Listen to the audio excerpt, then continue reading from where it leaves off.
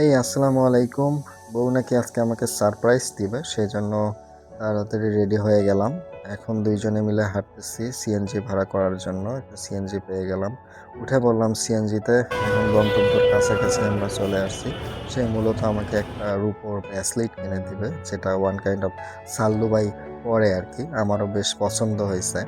যেহেতু আমার গিফটটা খুবই পছন্দ হয়েছে, সেহেতু আমি তাকে ট্রিট দিব। ট্রিট দেওয়ার জন্য ডোমিনোসে নিয়ে আসলাম। এখন হচ্ছে অর্ডার দেওয়ার পালা। অর্ডার দিয়ে দিলাম। তারপর একটা কোক নিয়ে বউয়ের কাছে চলে আসলাম। সে খুবই ক্ষুধার্ত। হ্যাঁ, আমিও অনেক ক্ষুধার্ত। আমি এখন খাবারের জন্য অপেক্ষা করতেছি, কখন আসে খাবার।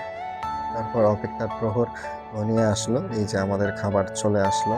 হ্যাঁ, পিৎজা অর্ডার করছিলাম এবং চিকেন ফ্রাই।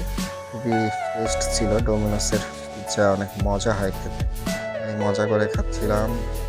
একটু রেড সস নিয়ে ট্রাই করে দেখা দেখা আর কি।